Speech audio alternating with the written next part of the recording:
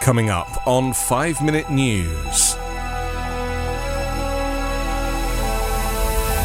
Republican fake whistleblower charged with arms trafficking. UN warns Sudan on brink of civil war. And records broken in Canada wildfires. It's Tuesday, July 11. I'm Anthony Davis. A fake whistleblower who has repeatedly accused the Bidens of corruption has been charged by the Justice Department with arms trafficking, acting as a foreign agent for China, and violating Iran's sanctions. Gal Luft, who is a citizen of both the United States and Israel, is accused of paying a former advisor to Donald Trump on behalf of principals in China in 2016, without registering as a foreign agent.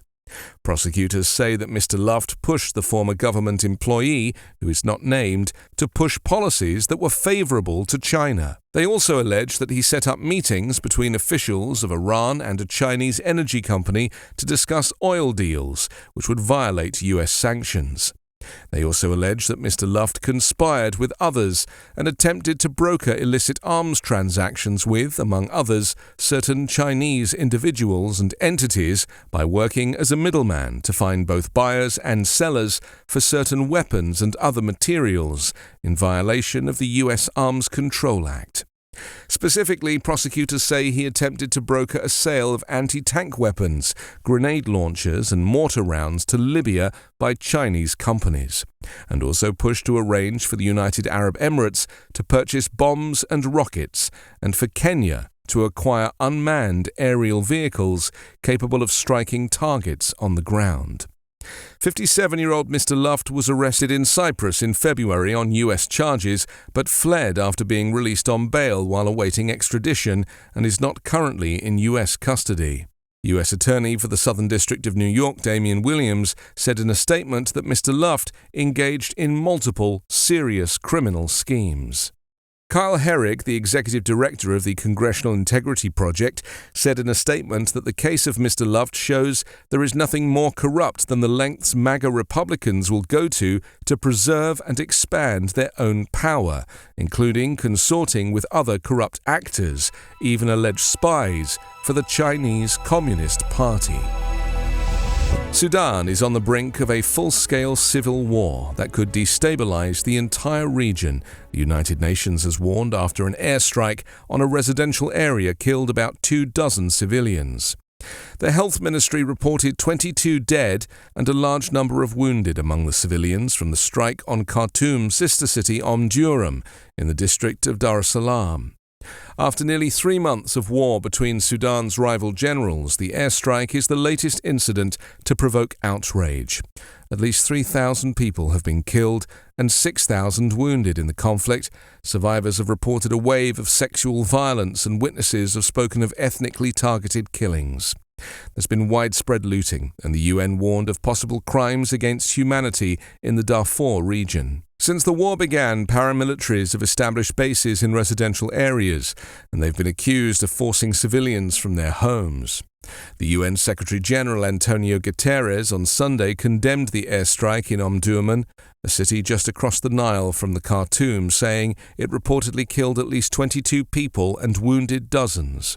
Guterres remains deeply concerned that the ongoing war between the armed forces has pushed Sudan to the brink of a full-scale civil war, potentially destabilizing the entire region. There is an utter disregard for humanitarian and human rights law that is dangerous and disturbing. Wildfires raging across Canada have already broken records for total area burned, the number of people forced to evacuate their homes, and the cost of fighting the blazes, and the fire season is only halfway finished. It's no understatement to say that the 2023 fire season is and will continue to be record-breaking in a number of ways, Michael Norton, Director General of the Northern Forestry Centre Canadian Forest Service, said during a briefing. Norton said warm weather and dry conditions across Canada indicate the potential for higher than normal fire activity throughout July and August. Drought is a major contributing factor affecting parts of all provinces and territories, intensifying some regions. When coupled with forecasts for ongoing above-normal temperatures across most of the country, it's anticipated that many parts of Canada will continue to see above-normal fire activity. Last week, there were 639 active fires burning in Canada, with 351 of them out of control. So far this year, there's been 3,412 fires, well above the 10-year average. The fires have burned 27.7 million acres, an area about the size of the state of Virginia. The fine particles found in fire smoke not only have the ability to penetrate deep into airways, they also can travel long distances, meaning they could drift far into the US. There have been reports that fires in eastern Canada and Quebec are affecting air quality in Europe. Higher concentrations of smoke increase health risks to the lungs, brain, cognitive functions, and even fetal development. 5 Minute News is an Evergreen podcast covering politics, inequality, health, and climate, delivering independent, unbiased, and essential world news daily.